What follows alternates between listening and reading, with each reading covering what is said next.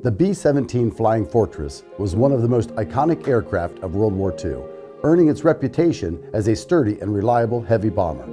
The airmen flying the four-engine giant loved it, but realized it was a dangerous job. On January 25, 1943, a B-17 crashed just outside New Albany during a routine transfer, marking a somber chapter in the aircraft's storied history. During World War II, the U.S. produced more than 12,000 B-17 bombers to support the war effort.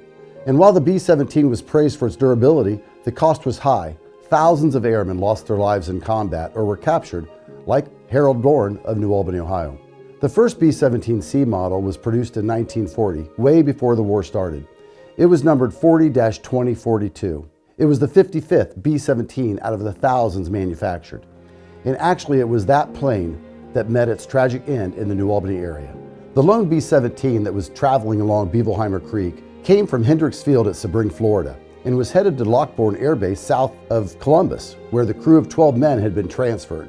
Somehow the plane, flown by the veteran pilot and B-17 instructor, Captain Jack Pack, went off course and ended up north in the New Albany area. I'm standing on the bridge over Bevelheimer Creek, south of Walnut Street. It was where this stand of trees is near the creek that the B-17 supposedly came down and clipped its wing as it was coming through cloud cover to see where it was, but the clouds were so low it brought them into these trees, and the B-17 then crashed in this open field, which would have been right here on the Francis Schleppe farm. Ray Schleppe was first on the scene, and he, with Dean Hollis, who was 18, and Leroy Herb, pulled the lone survivor, Sergeant James Fuldesi, from the wreckage. He went to an area hospital where there he died the next day.